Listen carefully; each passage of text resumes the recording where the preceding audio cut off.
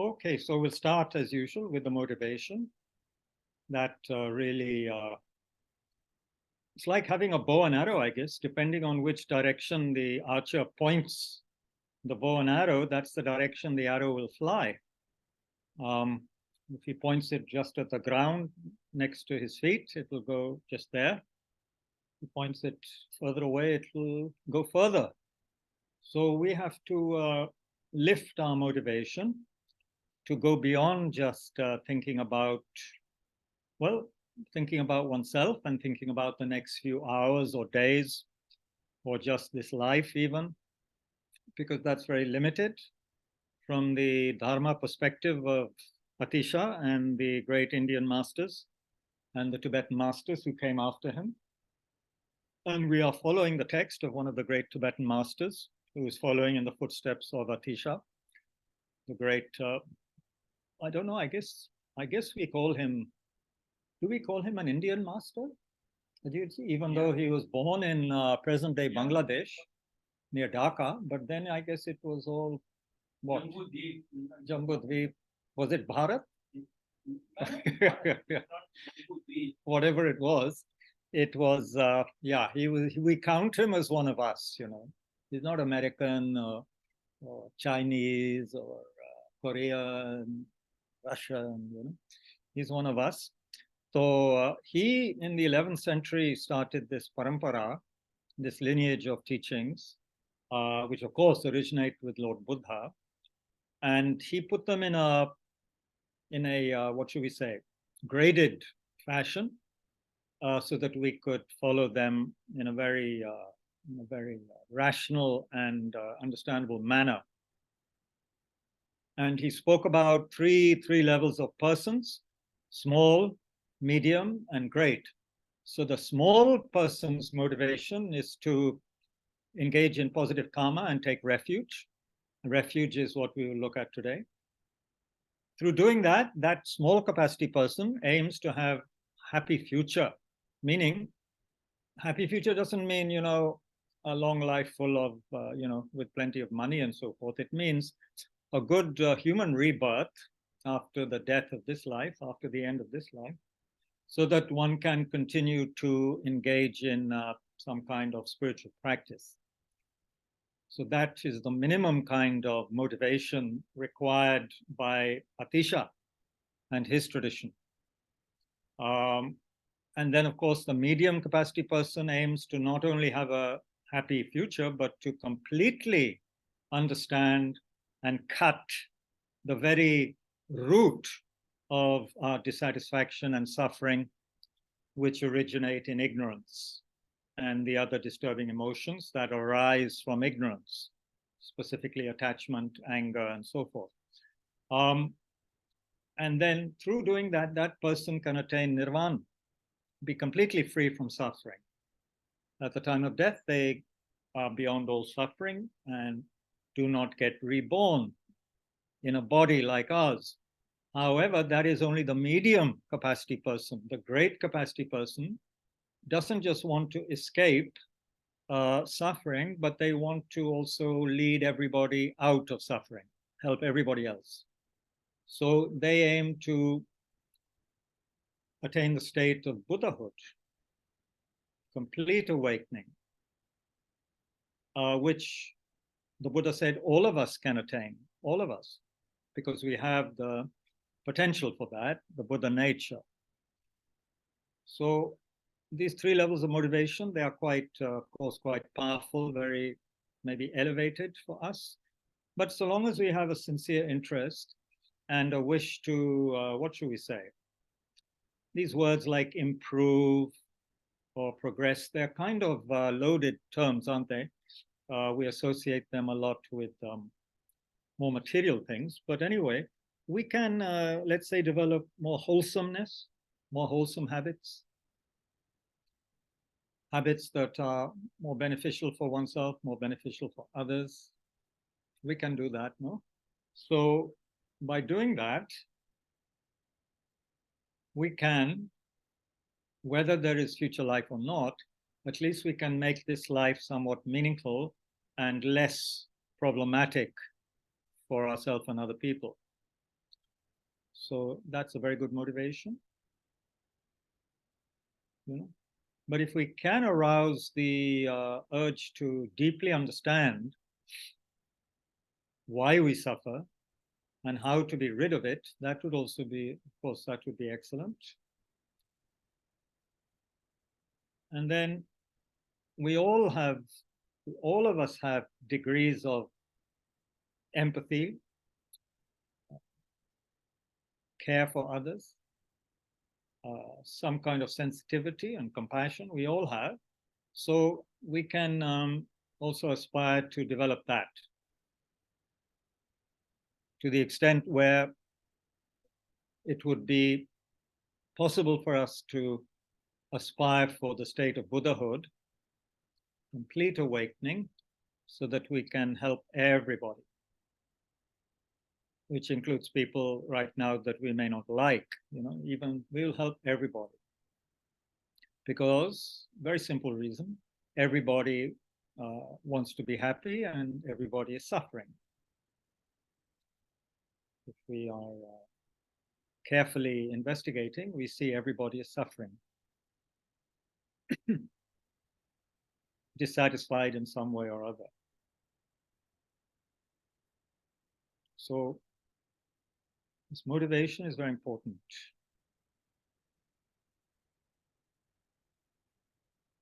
Especially if we were to remember it again and again, then it would really possibly change the whole trajectory of our life, just like the archer with his bow and arrow.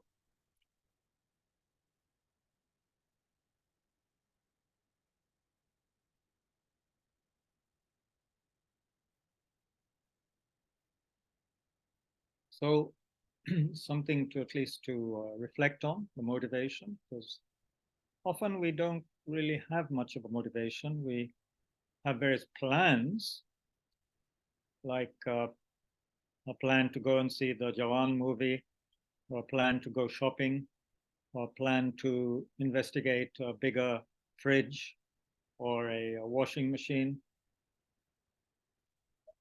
in which I am engaged right now with a cousin. That's why I'm mentioning them, very topical. So these are also, kind of motivations, and they will help, of course. It's good to have clean clothes, good to have a fridge which is not so full that you don't know where things are. But somehow they are not going to help us long term, They're not going to help us be free of ignorance necessarily, or attain great compassionate states of mind. In fact, they might just make us feel rather dissatisfied, not getting the best bargain, or whatever the cost. And the movie may turn out to be not as good as your friend said it was, or whatever.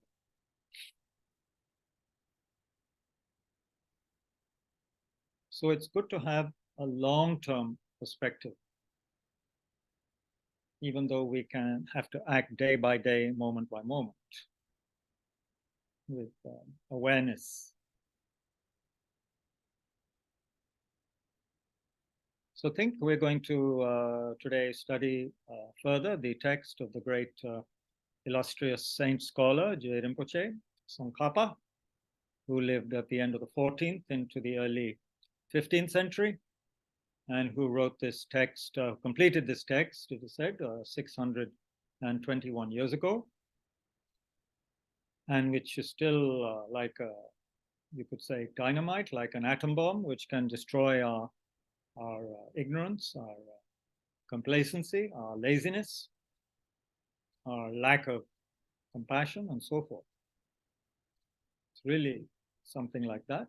So may we investigate it with the three qualifications of a good disciple, a good student, which I'm sure you all remember, but I'll repeat it. One is we need to be open-minded,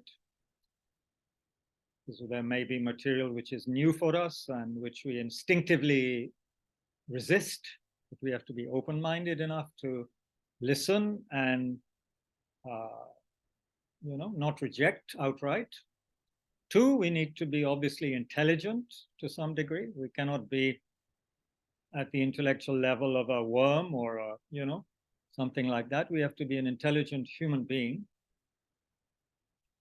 And third, we have to be diligent. We have to have some energy, right? Some enthusiasm, diligence, perseverance, all of these things you could say.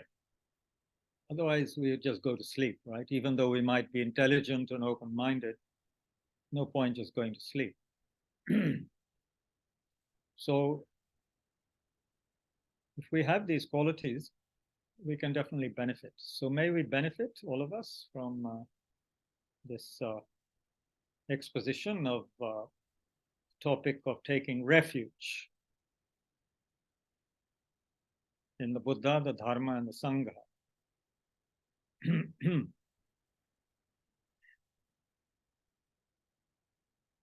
So initially, we'll have a little quiet meditation. So if your posture is upright, that's helpful. Relaxation in the body, muscles of the face, the shoulders, around the mouth and the eyes.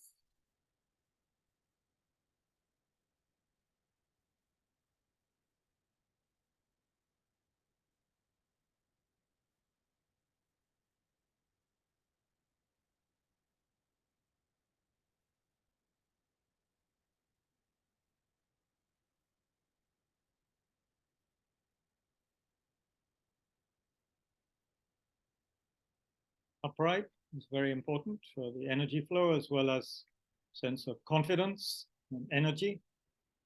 Because especially if we take seriously the three capacities, especially the great capacity, we need a lot of energy and courage to engage in the task of liberating ourselves and others.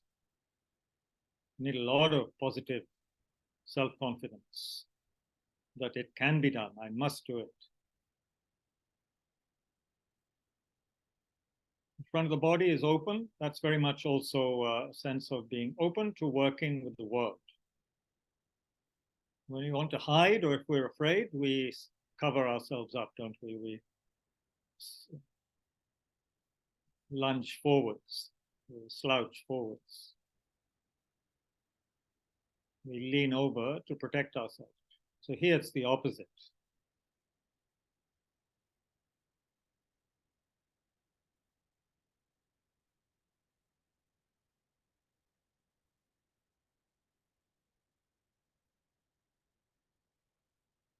And because we need not only compassion and diligence and all this, we need a concentrated mind. So let's just observe quietly our breath for a few minutes. Normal breathing. And watch, be aware of the sensation of breath at the nostrils as you breathe in and out. Without any other agenda or ambition.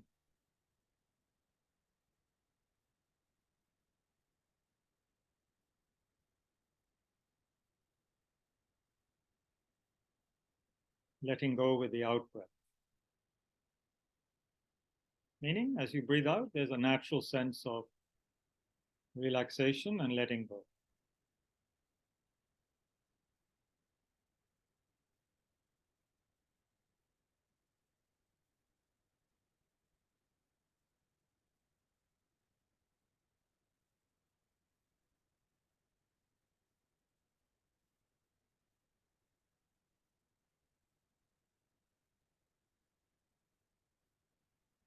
Don't follow the thoughts, which will definitely come. Just let them go and come back to the breath without any kind of botheration. Just let go, come back.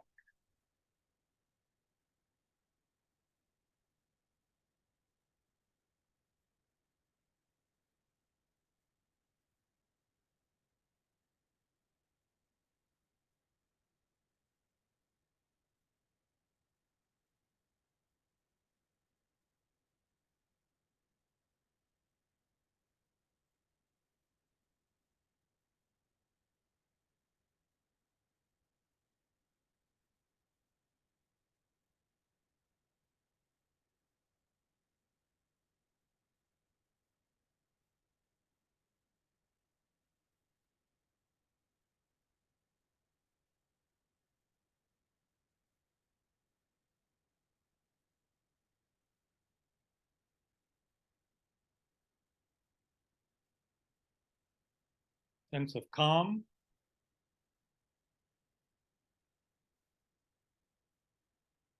sense of clarity, not dullness or sharpness to the practice, and a sense of overall warmth and kindness. Because we realize we are engaging in something which is wholesome for ourselves, wholesome for others.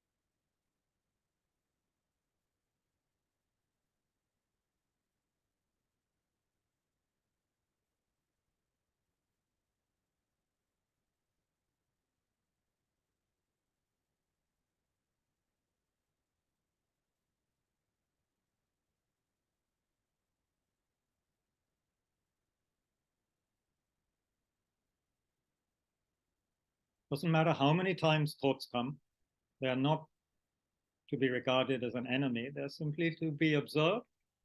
And in this context, not observed, but recognized, and we let go of that because right now we're not engaging with the thinking process. So just let go, bring the attention back to the breath.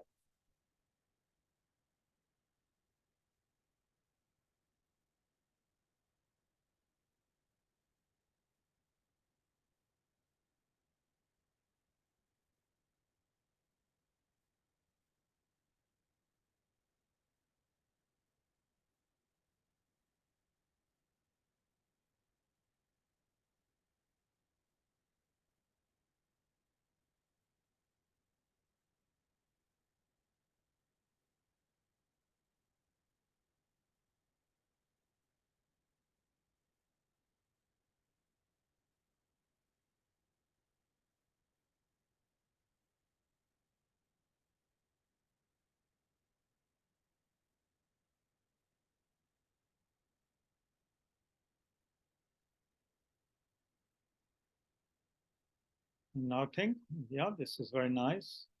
Very nice to be calm and peaceful. But in the context of what we're studying and this whole tradition of Mahayana, it's not enough just to be peaceful. It's not enough to be blissful.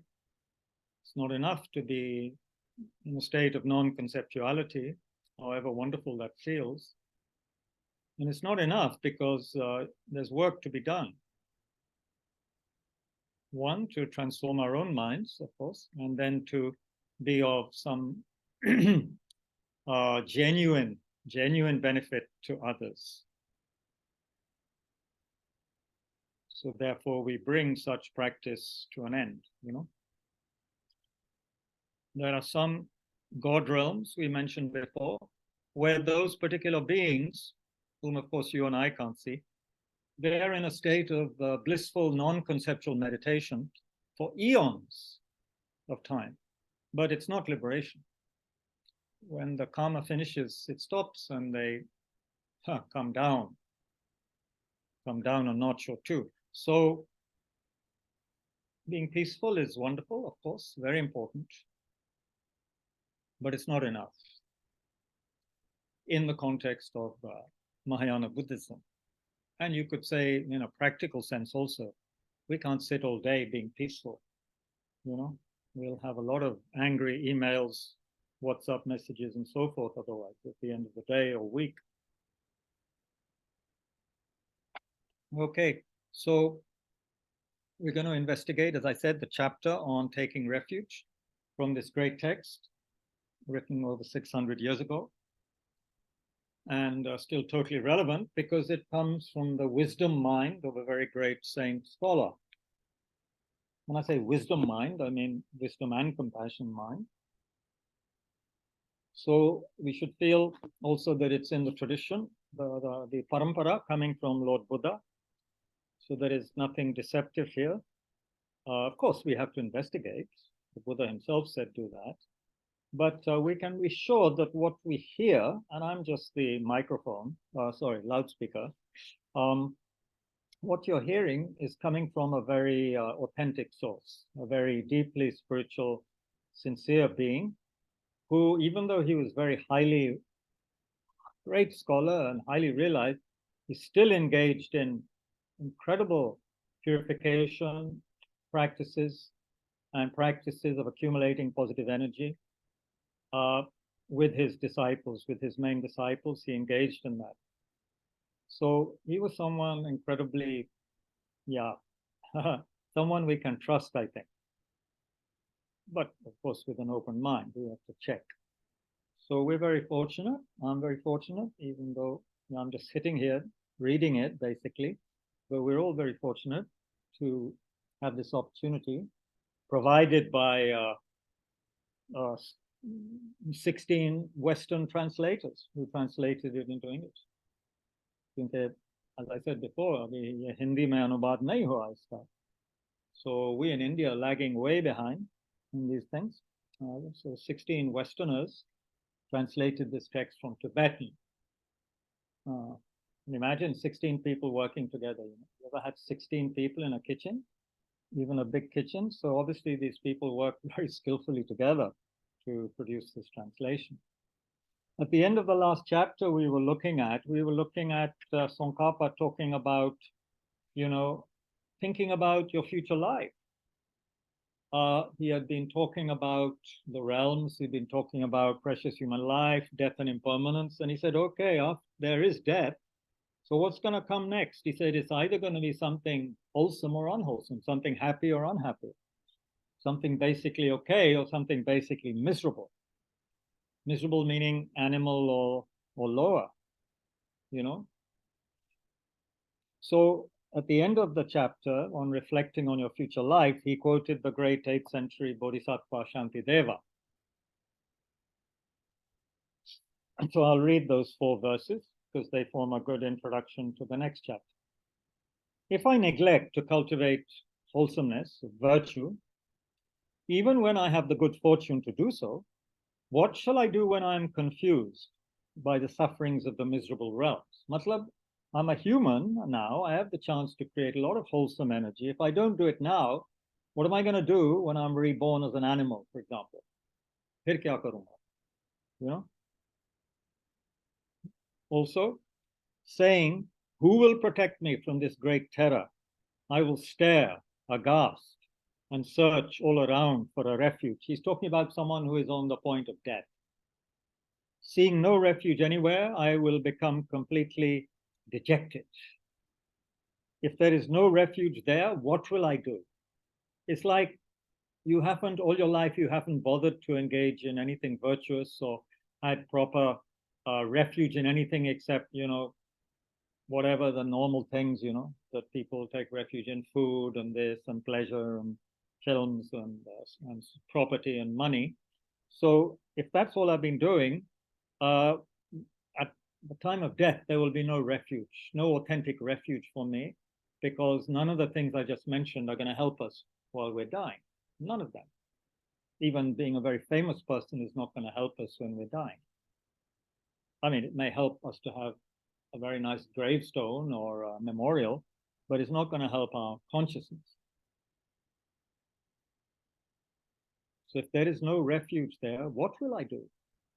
Thus, from today, I go for refuge to the Buddha. He calls him the conqueror here, meaning he's conquered the negative emotion, conquered ignorance, protector of all living beings, the one who strives to rescue living beings, the mighty one who dispels all fear.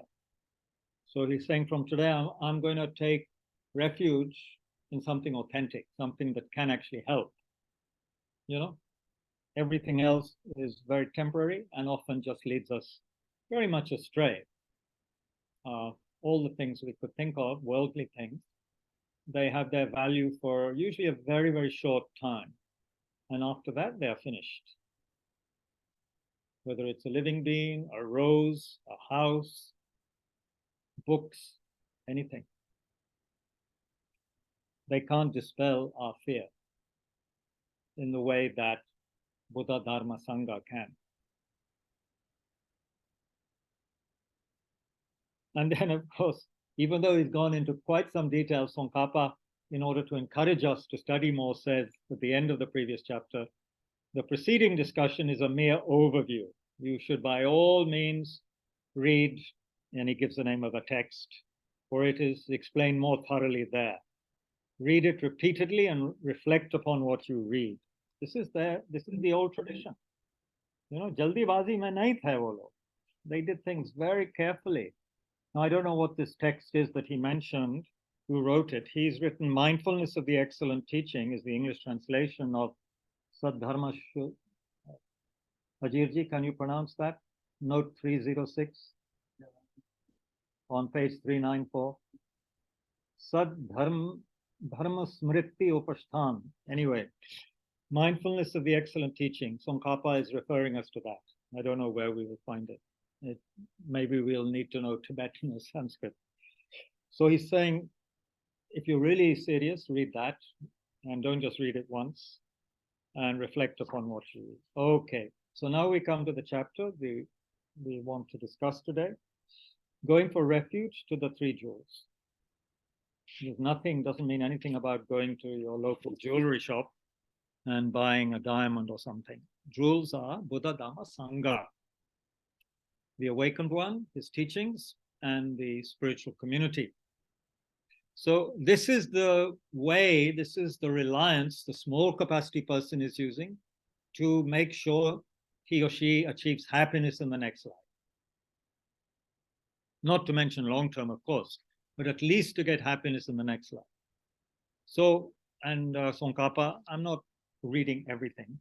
He says he's going to talk about the causes of going for refuge, then the objects to which you go for refuge, and the way that you go for refuge. And once you've gone for refuge, then in the next chapter, he will discuss what are the precepts, what are the vows, what are the rules, if you like.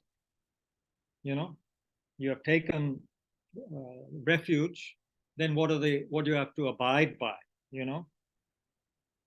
It's like in the olden days, if you took refuge in a particular leader or lord, then you had to follow certain rules that that person would lay down.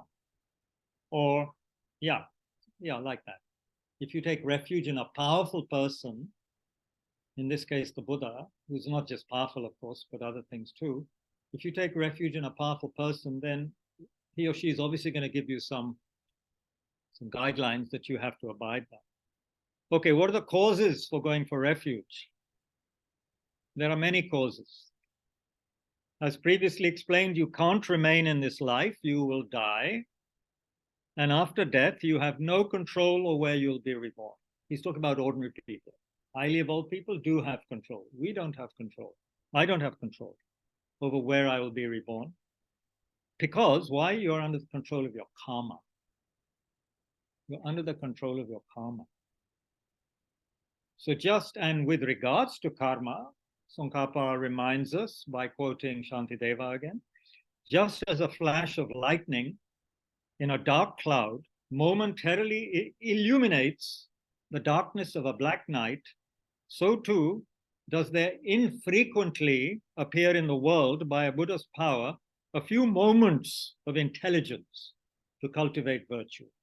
So much again, he's saying most of the time we are so clouded by ignorance, we don't have the intelligence to investigate, let alone to conduct ourselves virtuously.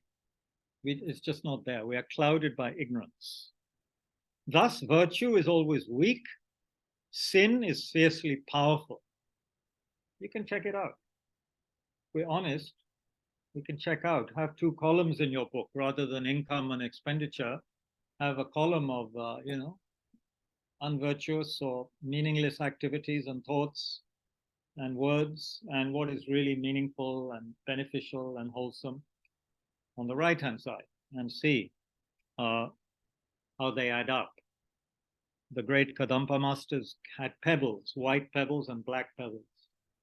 They had good thought, virtuous thought, they put a white pebble, not a black pebble.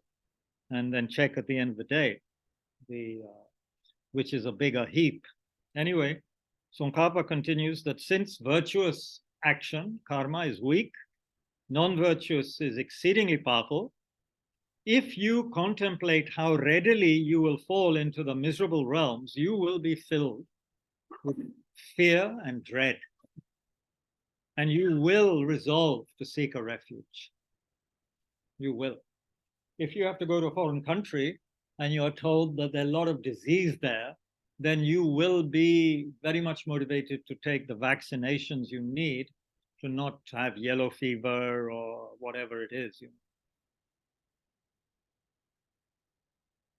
In some countries, there's a tremendous kind of real fear, and deservedly so, of going to certain, Asian or African countries. You really dose up with medicine and vaccinations. And that's what we do or used to with children, at least in England. I don't know, maybe here too. Vaccination against what? Diphtheria, TB, polio, kya cheezen hai. So we have to, going for refuge, we need, because we have to prevent the danger, the terrible danger of going into a miserable realm. Adrift in the bottomless ocean of samsara, cyclic existence, devoured by fierce sea monsters, attachment and the like, to whom should I go for refuge today? Should I go to Green Park and look at the fridge? Should I go and see Jawan movie with my cousin? Should I? And it will temporarily take away some fear and dread and give some, dishu enjoyment or whatever is in that movie. And I do appreciate sometimes the AC and all these things in these wonderful places. And what else should we do? We can invite some friends over, have a cream tea in Hoskars village. We can, all sorts of things we can do. Watch some movie, listen to various music. And I'm not saying music is bad. I think music is actually wonderful. It can actually lift the spirits. But for how long? How many times you have to repeat the thing? How will it help us at the time of death? This is one thing we should think about. And how is it benefiting others? This is another thing we should think about. My listening to my favorite composer, even if I think it's a wonderful piece of music and very high and elevated and not cheap and nasty, how much is it helping other people apart from me right now? So we can think in these ways. To whom should I go for refuge today? Just think about it for a minute. To whom do you think? Think of it this way. Up to now, what do we take? What do you take refuge in? What do you rely on for your happiness? And if you think of future happiness, what do you rely on for your future happiness? Apart from life insurance.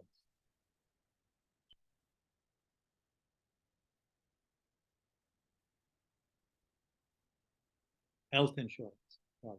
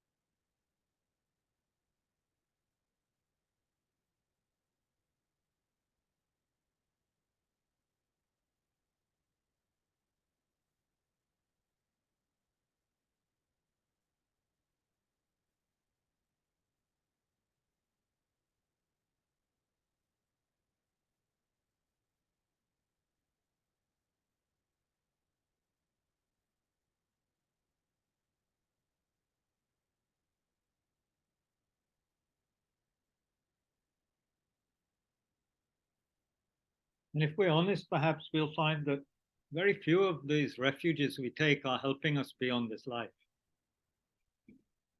let alone helping us achieve nirvana or enlightenment. Or forget them, even ensuring a good future rebirth as a human with plenty of opportunities for practice.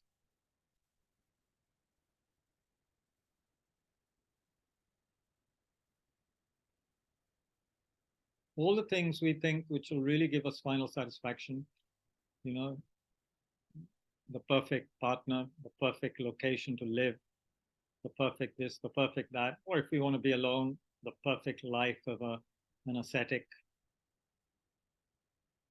How many of them actually are going to help long term?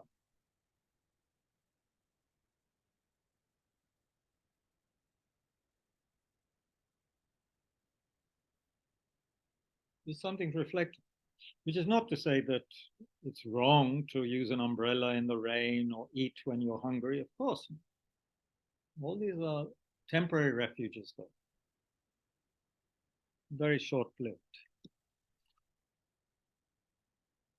So, in brief, the causes you're going for refuge are twofold, says Tsongkhapa. Your fear of the miserable realms and your conviction, the Buddha, Dharma, Sangha can protect you from that. Buddha, Dharma, Sangha, as we will find out gradually, are not something totally external, obviously. Nothing external can help us long term. But if we internalize the meaning of Buddha, Dharma, Sangha and transform our minds, obviously, that's what's being spoken about. But we have to come there via something which appears initially to be outside of ourselves, like the Buddha statues, the teachers, the Buddhist texts, the paintings in Buddhist temples and so forth. These are like external things, but they help us to go inwards at some point and engage in the actual taming of the mind. Remember, that's what Buddha said. Cease to do evil, learn to do good, tame your own mind. This is the teaching of the Buddha. That's the shortest exposition, really, in one way, of the Buddha's teachings in conventional language. Cease to do evil, strive in the good, tame your own mind. This is the teaching of the Buddha. So we must strive to realize these causes, because if they are going to remain as mere words, then the refuge will also be like that. But if they are strong and stable, your refuge will actually transform your mind. So you see, if we think, oh, fear of the miserable realms, well, maybe it's just not really true. And if we think, yeah, Buddha, Dhamma, Sangha, they're kind of nice, they're kind of neat. He's kind of smart, the Buddha's kind of smart. The teachings are pretty good, they make good WhatsApp messages. But you don't have real faith in them, deep faith that they could help. Then it's not much good, he's saying. But if they are strong and stable, your refuge will transform your mind. Of course, this is just words. What does it mean to transform our mind? Well, I'll tell you what it means in one way, in words, of course. One of the great teachers of this lineage, Pabonka Rinpoche, says that if the death meditation, which we had earlier, transforms your mind, then initially a sign of that will be that you cannot sleep properly. You'll be very upset by reflecting on death. It will initially make you very upset. Just as perhaps a really good medicine, herbal medicine, can make you feel even more sick initially as it begins to make the poison come out. So maybe, we're not going to feel just very good and happy and blissful. A sign of the mind being transformed is we feel very uncomfortable, very unhappy. We see through the pathetic nature of some of our activities and nonsense we speak and so forth. And so it could make us initially very upset. One thing that Dzongsa Rinpoche says is that, one of the signs of beginning to appreciate the Dharma is that, you can go to parties, but, you actually realize that they're a complete waste of time. Something like that, he says. Or that you're having a delicious 5-star meal for 10,000 rupees, but that it's just going to come out the next day or in a few days if it's meat in the toilet. You realize it's nothing intrinsically fantastic from its own side. So anyway, Based on that, based on what we just talked about, the causes of going for refuge. Yeah. So what are the causes for going for refuge? Anybody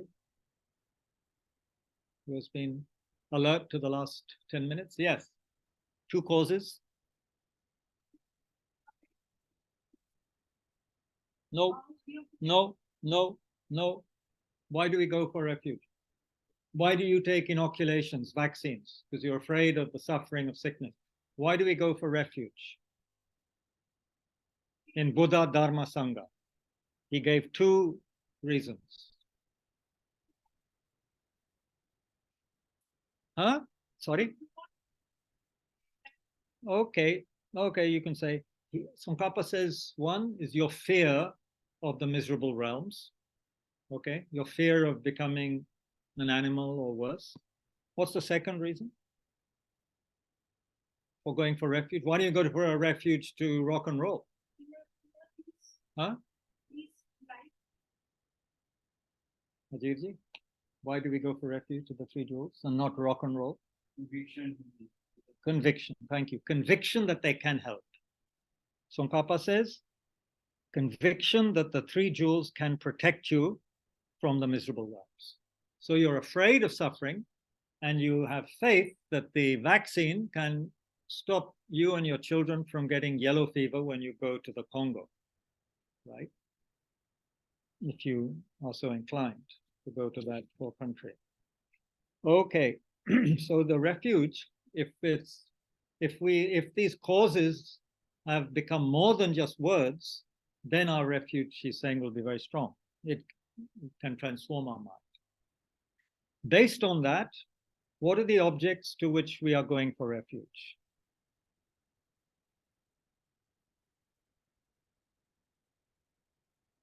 The one in whom no fault can ever exist. The one in whom all good qualities always exist. If you are sensible, it is correct to go for refuge to just such a person, to praise and to honor him, and to abide in his teaching. This praise in 150 verses is talking about the Buddha. Of course, you can say, of course, Tsongkhapa is a card-carrying Buddhist. Of course, he's going to praise the Buddha. But then, of course, it's up to us to check what the teachings say about the Buddha. We may not have faith in the Buddha yet. We may have been up to now a Shiv Bhakt or something like that. That's okay. But then if you're interested in this, you have to investigate, why are these people saying the Buddha is someone in whom all good qualities always exist, in whom no fault can ever exist? This is high praise, right? So then we have to study more, isn't it? If you're sensible, it's correct to go for refuge to just such a person. Maybe that's one reason why Mahayana has such a variety. Because for some people, just seeing a peaceful Buddha statue is not enough. It's very good for most people, but maybe some people want something more dynamic, which is why Mahayana has that. You have Guru Rinpoche, you have people with swords like Manjushri, you have Tara, showing that Buddha is not just male, just female, anything. That's why we have all of this. Some have 4 arms, some have 1,000 arms. We have different temperaments. All of these beings are Buddhas. So anyway, I'm digressing. Tsongkhapa is not saying all this. Tsongkhapa is giving a very clear, clean, pure exposition. So therefore, if you can distinguish a refuge from what is not a refuge, it is correct to go for refuge to the Bhagwan Buddha, the true refuge. He quotes another great Indian master, Chandrakirti, from his 70 verses on refuge. The Buddha, his teaching, and the community are the refuge for those who desire liberation. And he doesn't mention enlightenment, but that's also understood in effect. So if we just want worldly power or money, then of course we can go for refuge to something else.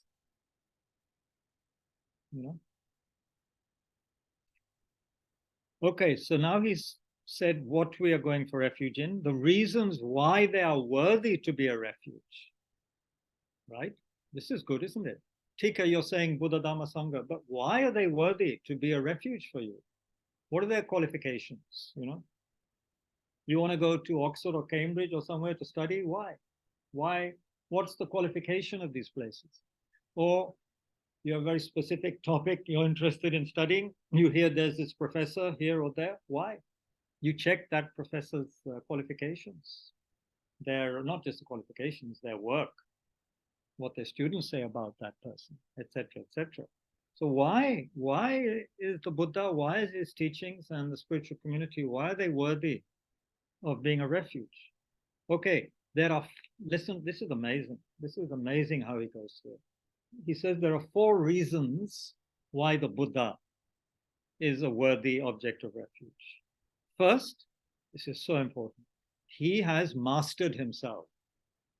So you could say he has tamed his own mind. He has mastered himself and attained the sublime state of fearlessness. That's an important thing. If someone still has some fear, some subtle fear of anything, how can they really guide you? How can they be a hard and wonderful refuge for you if they're still afraid of something? Buddha in the past had fear when he was still practicing. Of course he had fear, but he's gone beyond fear due to the state of mind he's achieved. If he had not attained this, he would not be able to protect others from all fears. Just as a person who has already fallen down cannot help up somebody else who has fallen down. It's very hard to help somebody up while you're still lying down. Have you tried it? Maybe if they're a tiny baby, you could, but not someone your own weight. You can't lift them up if you're still lying down. I've never tried actually, but I think it would be very difficult. These 50-60 kilo ka banda ko aap utha rahe hain while you're lying down. No, you'd have to really be, what is it? Shaktiman or something. Anyway, second, he is always skilled in the means of training disciples. He's always skilled in the means of training disciples. That's so important. You can't just have all these good qualities, but not know how to use them to help others. Say you have all these good qualities, amazing qualities, and you go to a country where you have absolutely no idea about the language. How would you really help those people? How would you teach them? If you just had no idea of their customs, their morals, how could we really help them properly? If you don't have clairvoyance, if you don't have tremendous wisdom, how can you help somebody properly? Everyone in this room and online can help somebody in some ways. We're not saying that. But to help people deeply, long term, how can we do it without very powerful qualities of wisdom and compassion? I mean, I don't think any one of us would really want to help someone we don't like a lot. Very few of us. But the Buddha has tamed the mind to the extent there is nobody he doesn't like. Well, there may be people he doesn't like in a way, but he loves everybody so much that he wants to help everybody, help them be free of suffering. Has the compassion. My teacher Lama Yeshe once said, I don't like you, my dear. He didn't say it to me. He said it to someone. I don't like you, my dear, but I love you. Meaning, you're not a very likable person right now, but I love you, meaning I want you to be happy. I'm not discriminating against you because I don't like you. Okay, so he has mastered himself. You better listen well. I'm going to ask you in 10 minutes what these 4 are. He's mastered himself and he's always skilled in the means of training people. Third, he has great compassion. If he didn't have it, he would not protect you, even if you went to him for refuge. Yeah, he has great compassion, which is the wish for others to be free from suffering. Yeah, if he didn't have great compassion, he just wouldn't have that urge. He or she wouldn't have that urge to help others. Why? If you have no compassion for somebody's suffering, why would you help them? You might only help them in order to show off. maybe, to another person. Oh, I know how to help. But that's not really very compassionate, is it? Fourth, he is pleased. He is pleased. What makes Buddha happy is not material offerings, but offerings of practice. And the implication of this is, if he were not like this, he wouldn't be able to act as a refuge for everyone. He would only help people who had helped him with offerings. You know, you help me, I'll help you. That's a transactional, है ना? तो दुनिया तो ऐसे ही चल रहा है. Or we have an expression in English, you scratch my back, I'll scratch your back. It doesn't mean to scratch in order to hurt. It means that, you know, it's a way, you help me, I'll help you. If you have an itch and you scratch someone's back, help them that way. So he is pleased not by material offerings, but by offerings of your practice. Practice of what? Practice of the dharma.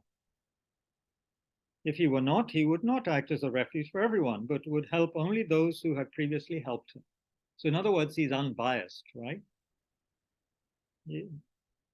That makes him unbiased. Sometimes that is the way it is taught, not with this example of material offerings alone.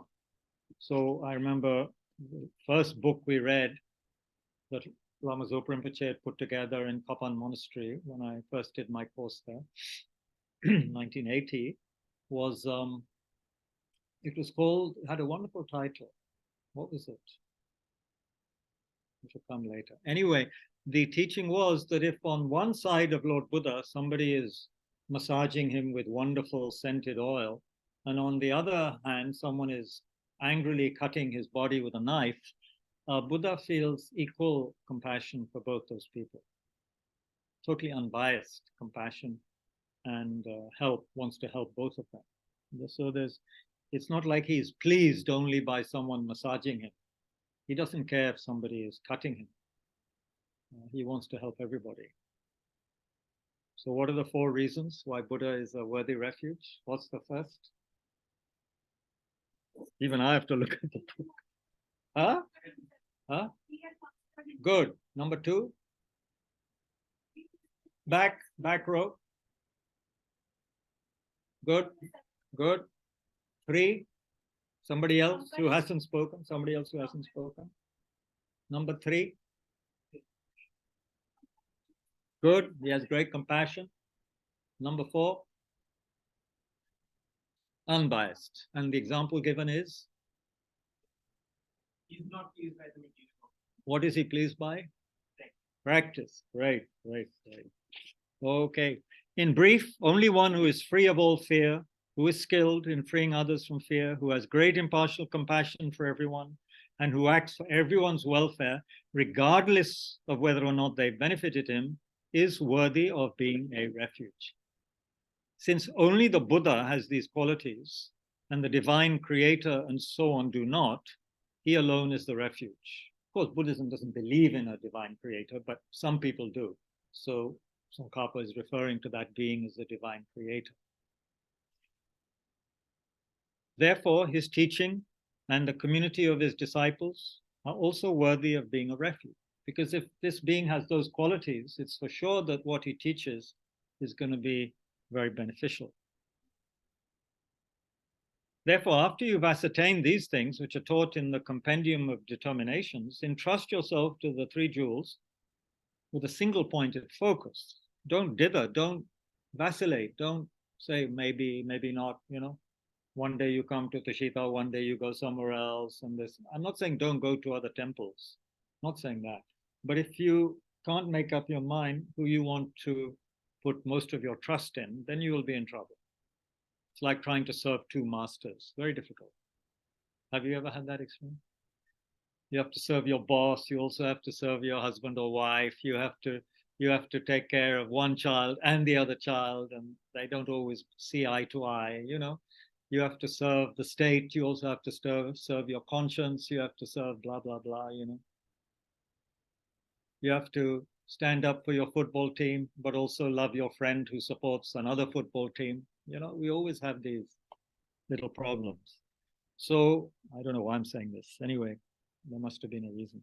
Single-pointed focus, single-pointed focus, single-pointed focus. Develop this certainty from the depths of your heart, for once you're able to do this, they cannot fail to protect you. Once we have the single-pointed focus, they cannot fail to protect you.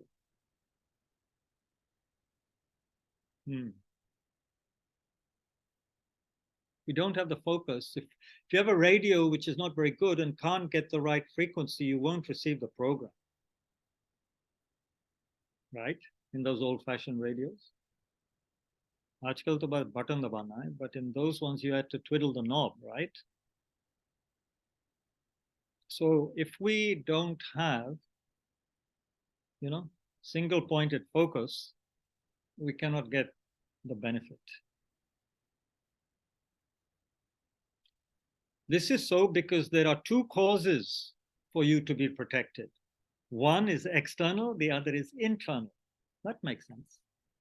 Say you are protected by a vaccine. Okay, you are given a vaccine, but you also have to be a person who doesn't have an allergic reaction to that vaccine. If you do, the vaccine could even kill you, right? So you have to have an internal condition to be receptive to that vaccine for it to be able to protect you, right? So, I mean, there are some people who will never have faith in the Buddha in this life. That's okay. They will hate the Buddha. It's possible due to karma.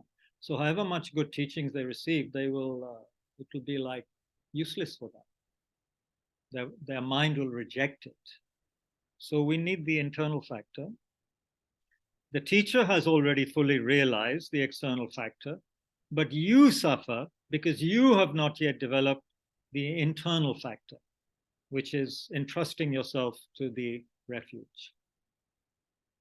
Bhitar se problem, bahar se problem nahi. There's a lovely lamp or bright light in the room and we insist in going on with, a blindfold, then we're not going to see anything. However much light is in the room. So it's like we have to develop the internal factor. Therefore, please know that the Buddha, moved by his great compassion, assists you even if you do not request his help.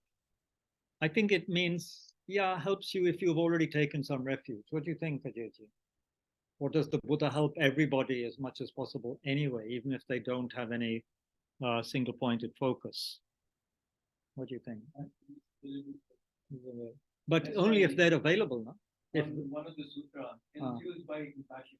Yes. You taught the immaculate Dharma. Yes. I think. But does that mean he's also teaching the Taliban who hate him? Some of them. Yeah. Okay. And so one of the sutra, he's teaching in all the six. He's teaching in their language. Yeah. So that's interesting. Ajit says he's teaching in all realms, in every language, and so whether or not someone is actually listening, even the Buddhas are trying to benefit. The Buddhas are trying to benefit everyone. He is not lazy at this. So we should know that he is not lazy at this, and that he, the unrivaled and auspicious refuge, abides as your personal protector. That must mean someone who has taken some kind of refuge. Yeah. Recognizing this, go to him for refuge. Then Tsongkhapa quotes a text, the praise in honor of one worthy of honor. He proclaims, I am the friend of you who have no protector. Out of his great compassion, he abides as if embracing the entire world. That's very nice. He abides as if embracing the entire world. O teacher, you are so compassionate and caring and strive to act lovingly without laziness. Who else is like you? You are the protector of all living beings, the benefactor of everyone. Beings sink down because they do not seek your protection. You are even able to assist the lowly if they have correctly adopted your teaching. Other than you, no one knows these beneficial teachings. You have truly realized all the external factors or powers. Because they have not acquired these inner powers, ordinary persons remain subject to suffering. समझ गए ना? We have not developed those kind of powers the Buddha has, therefore we are still suffering. How do you go for refuge? Well, by knowing the good qualities of the objects, by knowing the distinctions between the three jewels, through commitment, and fourth, by refusing to acknowledge other refuges.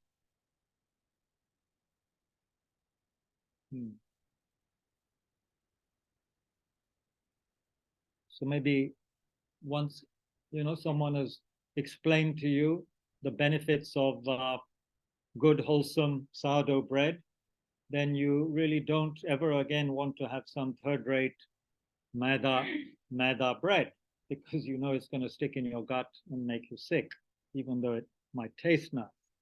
So you refuse to go for other kinds of food when you realize the benefits of wholesome kinds of food. Going for refuge by, number one, knowing the good qualities. Good qualities of the Buddha, good qualities of the teaching, good qualities of the community. One, good qualities of the Buddha. 4 parts. Good qualities of his body, good qualities of his speech, good qualities of his mind, and good qualities of his enlightened activities. See how it's being taught? This is all part of the Indian tradition, which the Tibetans took up with gusto. They also became expert at his way of teaching, which makes it so clear. And I guess it's easy to memorize. They do it also because the monks and nuns can memorize in this way. Because, there are people who memorize this whole text in Tibetan. Probably not in English, but in Tibetan, they memorize this text. What are the good qualities of the Buddha's body? There's a lot of teachings on this. Your body adorned with the signs is beautiful, and an elixir for the eye. It's like a cloudless autumn sky, decorated with clusters of stars. O golden sage, beautifully draped with religious robes, you are like a golden mountain peak, wrapped in the clouds of sunrise or sunset. O protector, even the full moon, free of clouds, cannot compare with the radiant orb of your face, free of the embellishment of jewelry, etc., etc. If you want to read more in the Sutra of Golden Light, there are sections on the praise of the Buddha, which are very beautiful. And of course, in the tradition, we say the Buddha has 32 major marks and I think 112 minor marks, which distinguish a fully enlightened Buddha's nirmanakaya, meaning a body that comes on the earth. Buddha has 3 bodies: physical body, which is being described here, but also a light body, a body of light, sambhogakaya, body of light, which is not accessible to ordinary people, only to high-level bodhisattvas. And then there's the dharmakaya, the body of truth, which is the most subtle level of the Buddha's mind, you could say. And obviously only Buddhas can know that. Here he's talking more about the physical body of a fully enlightened Buddha. What are the good qualities of the Buddha's speech? Even if every living being in the universe asks him a different question at the same time, he comprehends them all with one instant of his wisdom, and then he can answer all the questions with a single word, which all beings then understand in their own languages. How could this be possible? Well, we have to understand here the nature of the mind. If we're thinking in material way, ordinary material way, this doesn't make any sense and would easily be ridiculed by most modern scientists, so-called scientists. I say so-called because are they being true scientists if they don't investigate what the Buddha said you can do? Most scientists are not willing to engage in meditation. So therefore, I'm being a bit harsh. We could say they're not true scientists. The scientist has to investigate with all the means at his disposal. And if he insists, oh, I'm only going to believe things that my instruments can tell me, then you have to say you're not a good enough scientist. You have to use your mind, which is, according to Buddha, the most powerful instrument. But of course, that requires years and years of effort. And who has time nowadays? So, yeah, maybe it's possible. If the Buddha's mind is omniscient and pervades all of space, and of course, it's like I don't know, the CIA picking up every transmission that is made by every terrorist organization in the world is coming into their Langley headquarters certain words are being picked out when they come up, like bomb or terror or something, or some Muslim man, who knows. Sorry, I hope the American embassy isn't listening in. Probably are. But anyway, or any. So why can't the Buddha's omniscient consciousness pervade everything and know everything? Yeah, it's logical. It's amazing, but it's logical. And then modern intelligence is also amazing. And I'm sure many governments know a lot more about you than your best friend does. Yep. Scary, isn't it? Okay. Yeah. Then it is like this. The chapter on the truth speaker. If all living beings simultaneously ask questions using many different expressions, he understands them in a single moment, and with a single utterance gives answers to each. So people online, we have people like, Sujit Prasad, who could ask a question in perfect Maghi or in 18th or 19th century English. And we could have Mayank, who could ask in modern corporate language. We could have Jan asking in some kind of modern Australian, and Rajesh talking from Bodh Gaya and some strange dialect. And the Buddha would understand everyone and answer the question immediately. No problem. Yeah. Isn't that amazing? That's amazing. And in different languages. I can't even understand the cleaner who comes home. I have to ask him almost twice or thrice, what are you saying? Not because I can't hear him, but because the way he talks. It's very difficult. But the Buddha would understand immediately what he's saying and address his problem. But literally it takes me twice or thrice to understand what Mukeshji is saying. The way he speaks is very weird, very strange. So therefore, know that in the world, the leader knows how to be eloquent. He turns the wheel of teaching that eradicates the suffering of deities and humans. Then there are more praises of his speech, that is captivating, never misleads, dispels the darkness of ignorance, settles the dust of attachment, protects the unruly, improves the minds of the middling people. Speech is medicine for all living beings. We all know people, perhaps it was our grandmother or grandfather, someone, like being with them, sometimes listening to them was like so soothing and like medicine for the mind. Yeah. Sometimes you may have had an argument, in our household in Delhi in the 60s, sometimes there were 17, 18 or more people, especially in the summer holidays.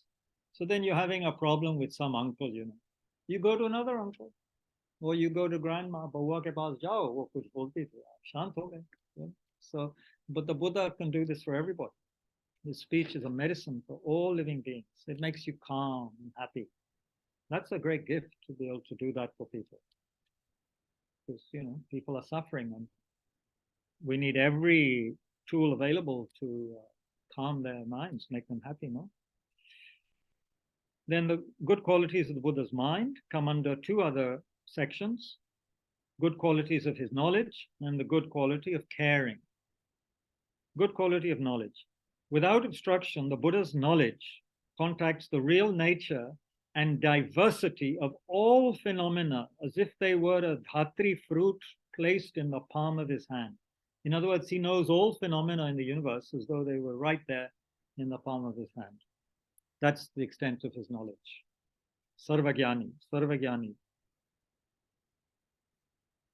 Thus, the sage's knowledge comprehends all phenomena, whereas others' limited knowledge cannot comprehend the vast objects that are to be known.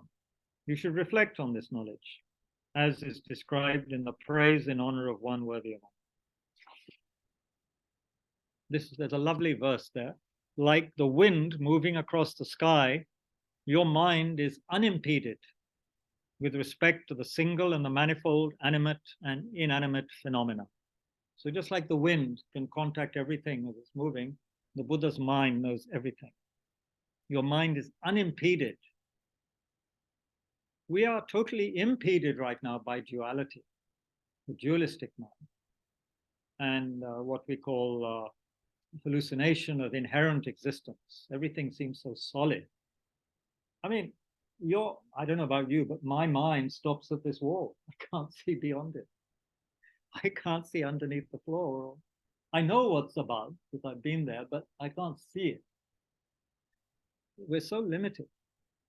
And these are only walls. And we can't see. If there's a window, we can see outside if it's a clean window. Otherwise, our minds are so limited. But the WhatsApp messages are coming through the walls. How about that? And the Buddha's mind can go outside the walls. We shouldn't have any problem believing that. If WhatsApp messages can come through the walls, why not? My WhatsApp messages go as far as America. I don't know how far is yours, right? Australia, America.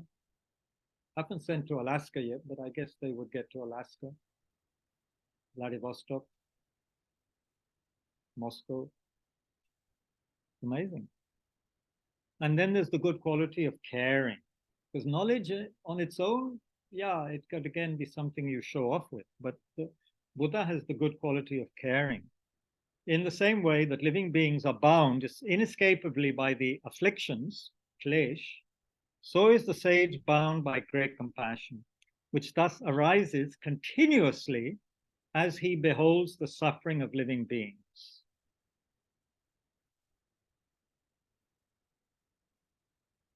The Supreme Sage feels great compassion when he sees beings whose minds are constantly obscured by the dark gloom of ignorance, locked in the prison of cyclic existence.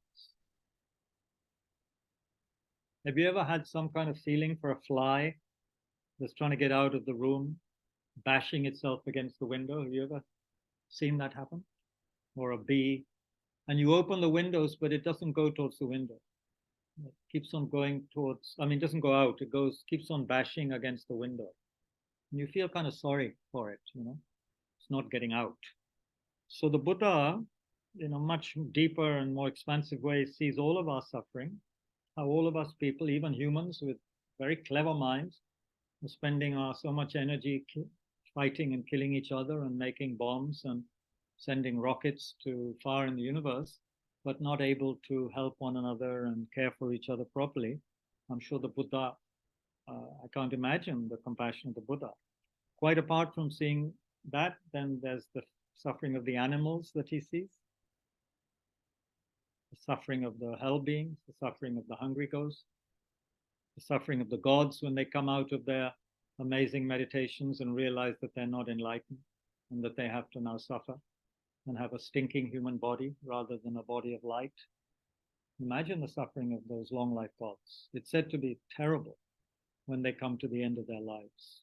Like say like a Bollywood star who has been revered for their, their great acting, for their body, for their beauty, for their handsomeness, when they're coming to the end of their life, or even well before, when they realize there are other younger stars taking over from them, the great suffering,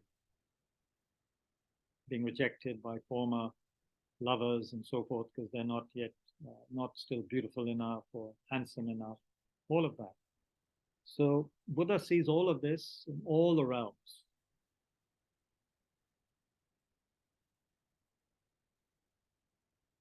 The conqueror feels great compassion when he sees beings whose minds are overwhelmed by attachment. I'm on page 184, if those who have the translation.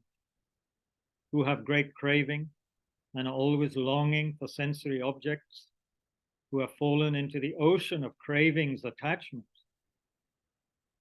Once a great Lama told me, it was a long time ago, it's changed a bit, but he said India is still a country of religion.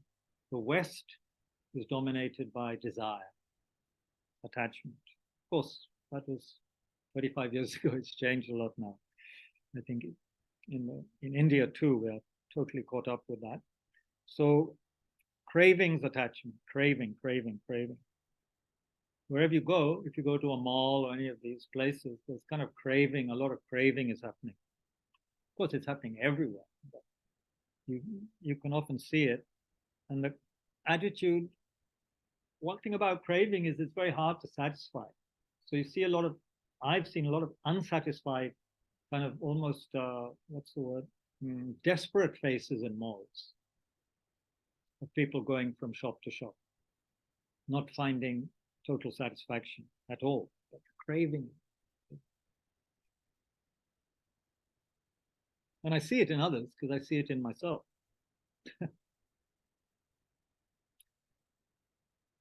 The sage's compassion arises constantly. It's impossible for it not to do so. The Buddha is free of faults because he is concerned with the needs of all living beings. That's an interesting sentence. He is free of faults because he is concerned with the needs of all living beings. It's as though when you have that kind of mind of bodhicitta, great compassion, it frees you of so many faults. There's no mention of wisdom as such in that line. Of course, that kind of compassion does imply wisdom. Then there's the good qualities of his enlightened activities. They are spontaneous, everlasting. They help all living beings. If disciples are open to his guidance, the sage will give them that which is excellent and lead them out of trouble. Thus, the Buddha's activities are certain to do everything that needs to be done. Everything that needs to be done. You should reflect on this as set forth in the praise in 150 verses. I think this is referring to a famous text by Mati Chitra, but I'm not sure.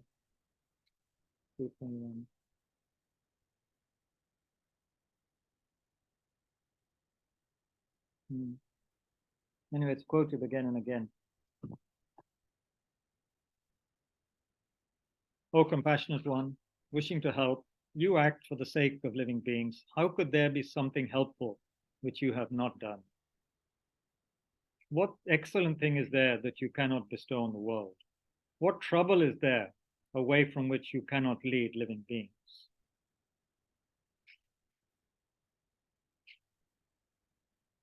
So when you have gained certainty by meditating in this way, you will understand that the scriptures and their commentaries are instructions, in that most of them teach the good qualities of the Buddha, Dharma, Sangha.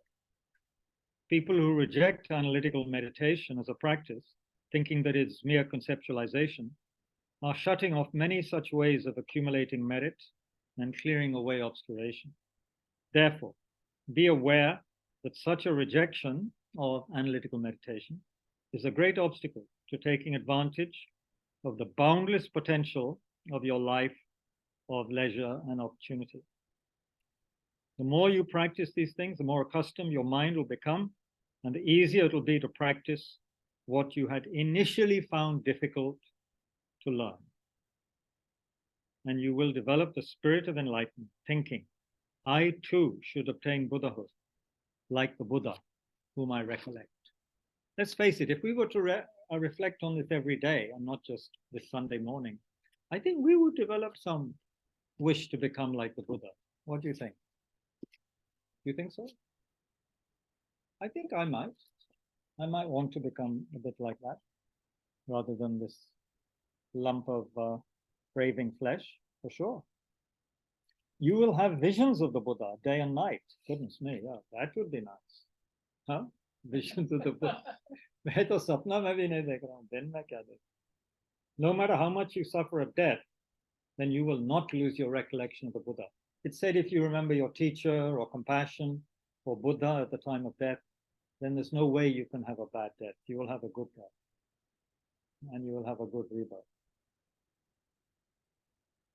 I instruct you, says the King of Concentration Sutra, Samadhi Raja Sutra. I instruct you and you should understand. People's minds become absorbed in something to the degree that they reflect on it.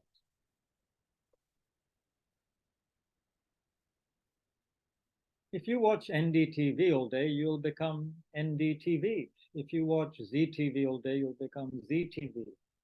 If you read this all day, well, you'll get tired, you'll need a break, but you'll become, something else will happen to your mind. You know? If you eat wholesome food again and again, your body will go one way. If you eat junk food all the time, it will go another way. You will desire the sublime wisdom of a holy being, whether you walk, sit, stand, or recline, because you yourself will want to become a supreme conqueror in the world. and you will also make prayers aspiring to enlightenment. Constantly give praise to the Buddhas with your body, speech, and mind of clear faith. By conditioning your mind stream in this way, you will see the protector of the world day and night. Should you suffer the approach of death and sickness and sorrow, your recollection of the Buddha will not be lost. It will not be erased by your suffering.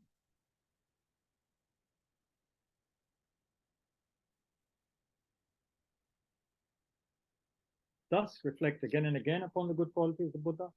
Strive to attain certainty from the depths of your heart. Once you gain this, you reach the very core of the practice of going for refuge. For you will gain certainty with respect to the teaching from which the Buddha arose. You see, the Buddha came out of the Dharma, not the other way.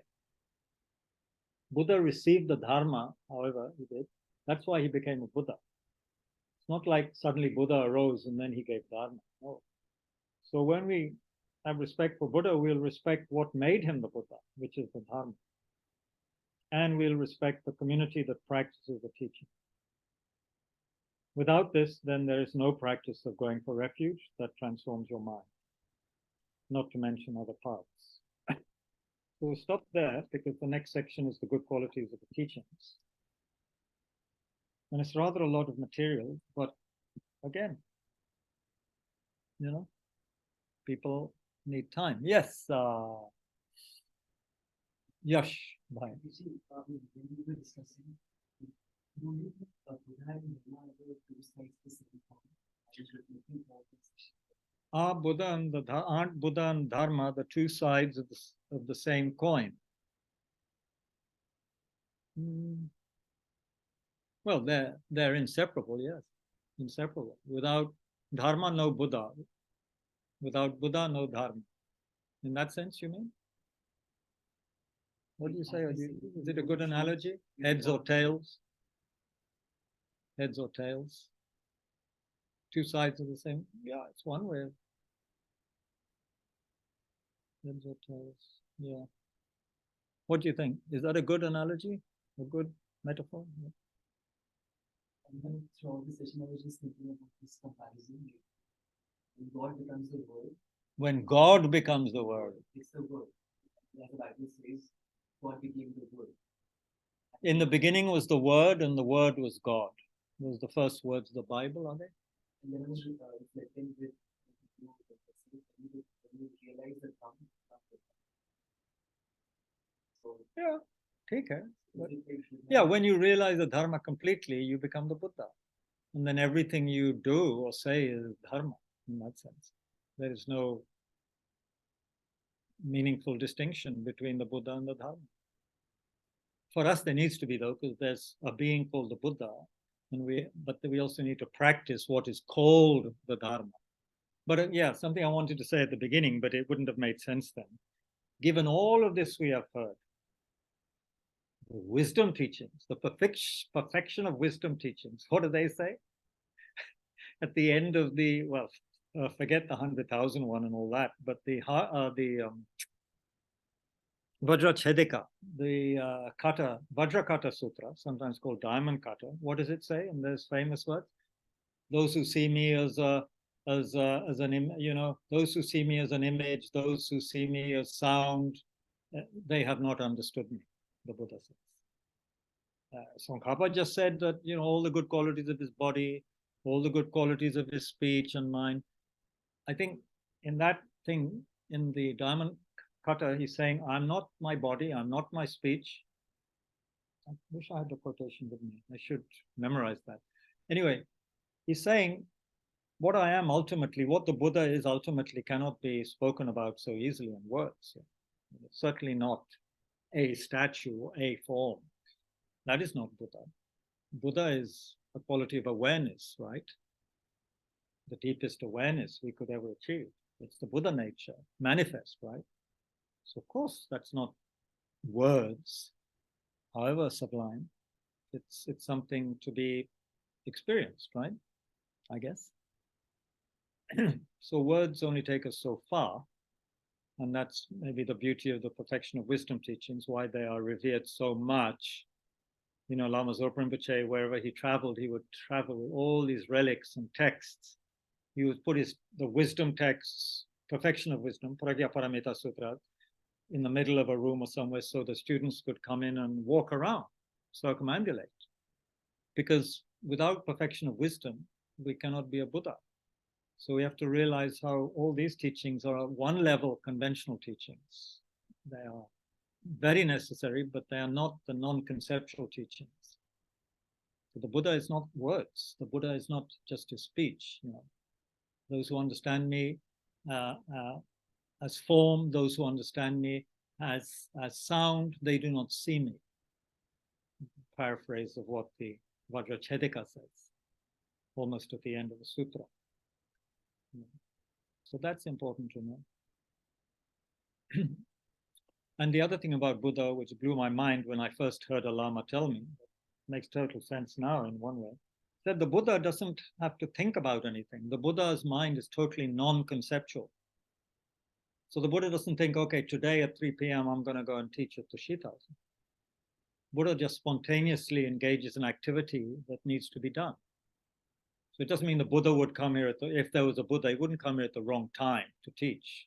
But he wouldn't need to think about it. It would just happen, non-conceptually. I don't know if I got this completely right, but anyway, there's an aspect to the Buddha's mind. And there is, of course, debate about this in the tradition, which is good. There's always debate about things. Some people say the Buddha knows exactly how many insects are under the ground of this house. Other scholars say, no, not necessarily, but that's not that important anyway. If he knows other beings' minds and how to help them, he doesn't need to know how many there are, whatever. There are all these debates, which is good, because it makes our mind also not go to sleep and accept everything that we hear. You can say that the Buddha knows everything meaningful that needs to be known to help your mind and my mind and help us get to enlightenment. Whether he knows how many mosquitoes there are in the universe, maybe it doesn't matter so much. It doesn't really matter that much, does it? If he doesn't know the number? I don't know. Maybe it does matter. Does it matter if the Buddha knows or doesn't know the number of mosquitoes in the universe? Think about it and give the answer on Monday. That's for you onliners as well, by the way. Mayank, that's for you. Does it matter if the Buddha doesn't know how many corporate slaves there are in Delhi or in the universe? Or unemployed people? Perhaps it does. Or how many oranges there are in the world? Nandita? Yeah. Okay. Enough nonsense. Anything else? Because we're going to end now. I'm being very strict with time these days. I have a hungry cousin waiting at home.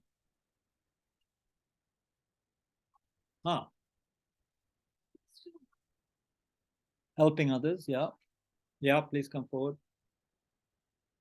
That's it.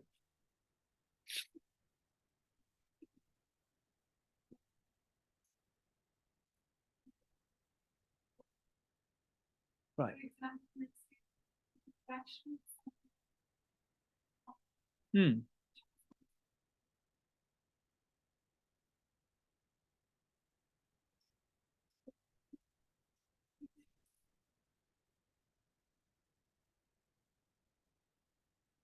Is this a question related to what we have been listening to or something else? Are you relating it to this? Yeah, because if we were a Buddha or even a highly realized person, we would know exactly how to relate or communicate with another person, right? Our problem is we don't know how to, because we have hang-ups and fears and, yeah, especially fears. So we don't know how to relate to other people. Yeah.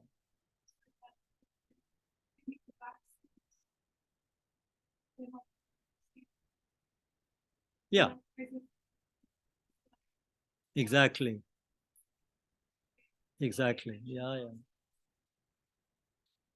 Sometimes we even have, right. Sometimes we even have all the answers for someone, but our timing is wrong, you know? We're telling them at the wrong time, you know, because we could have everything. You know, we may know all the right things for a person because we're quite intelligent, but our timing may not be good. So we give it at the wrong time, or in the wrong manner, or with the wrong gestures or words or something. So we have to be very skillful in every way, isn't it? Apparently, according to the Buddhist teachings, yeah, sometimes silence is better. Some very famous instances when, like in the Vimalakirti Nirdesh Sutra, who is it? He himself or Manjushri is silent? Vimalakirti is silent. There's a question asked, and there is no, in a sense, no answer, because any answer can then be debated or gainsaid, or negate, yeah, can be argued with. So that's a kind of, yeah, sometimes silence is best. But we have an expression in Hindi regarding this, apart from, iska to koi jawab hai nahi. Anyway, yeah, if you go to you may have some very, very kind, very good, kind person who knows exactly what, and someone from abroad who comes to a very traditional person in India, has just what they need, but gives it to that person just with their left hand. The Indian person may not be very happy with that, which is why in India, I think traditional people mainly give with both hands or with the right hand. These things make a difference. Some people might be upset if you don't wrap their birthday present in nice wrapping, or in a nice one of these fancy bags you get nowadays. That's also okay, so we have to respect that.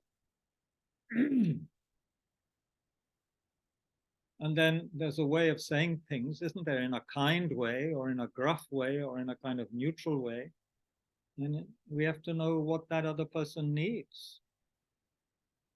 Some people don't like to be spoken to in a very kind and loving way. It makes them a little uncomfortable. You need to be just very clear,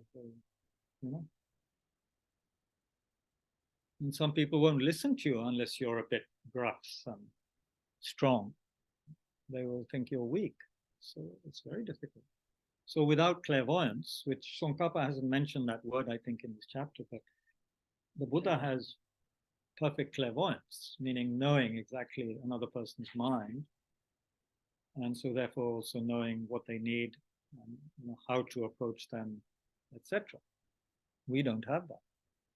We may think we know people that we are even living with very well, but at some level we don't know them deeply enough. But for that, one would have to ask people who've been married for 40, 50 years whether that statement is true. I don't want to embarrass anyone by asking that.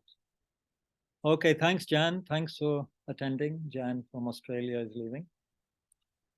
It's a bit later in the day in Australia. Okay, no other messages. So I hope that wasn't a waste of time for people. It's not actually, whether or not I made a mess of it. The actual words of Tsongkhapa are amazing, and the text and the subject matter are all very sublime, so there will have been benefit, even if we don't know. So hopefully we can, some of us, meet again on Monday. Meanwhile, let's dedicate for Sumit Prasad, who is recovering from kidney surgery and will need more surgery in the future in Kolkata, and for his family and friends and everybody. Then also for Chandraprabha Namburi, who passed away, the mother-in-law of one of our Sangha members here.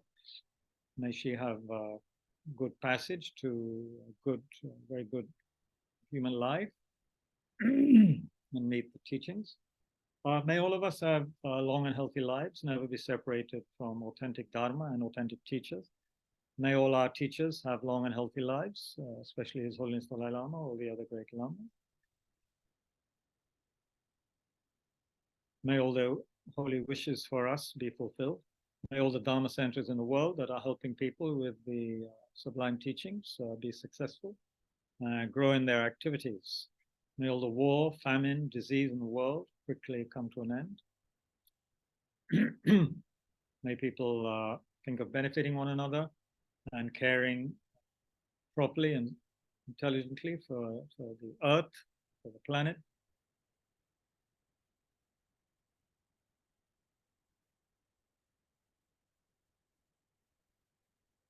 Certainly what we're going to need in the future, whether or not we can avert the worst disasters, certainly we will need more intelligence and courage. So may those qualities grow in our mind. Intelligence, courage, compassion, of course. May these qualities grow in our minds, and may we have the ability to help the younger generation imbibe a lot of these qualities, especially as school children.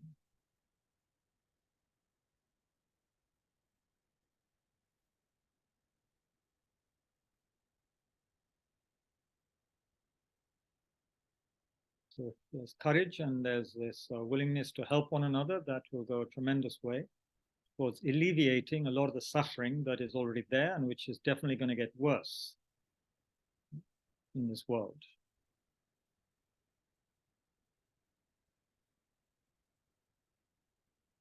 So therefore, never have these teachings, especially on the Bodhisattva path, been more relevant to the world. When we have this extraordinary, terrible power to destroy life, destroy ourselves, destroy all the living things on the earth, every blade of grass. So we need more intelligence, more courage.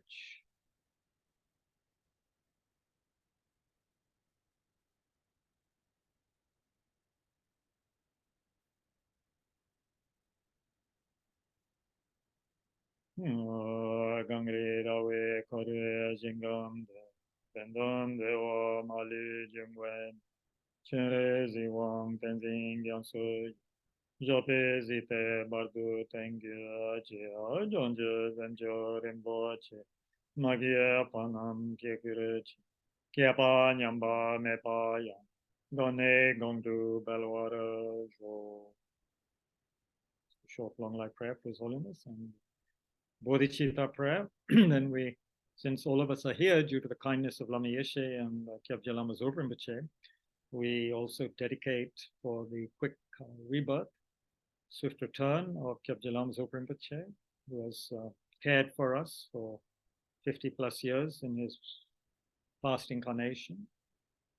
So may he quickly return to guide thousands of his students worldwide.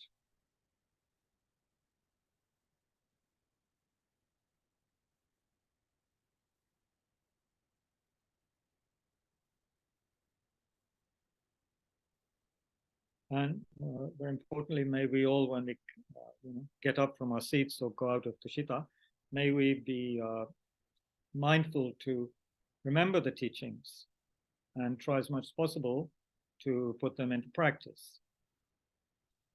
This is not only what will please the Buddhas, it'll actually what will help us to stay out of the miserable realms and create many, many causes for future happiness, liberation and enlightenment. So may we try to practice as much as we can.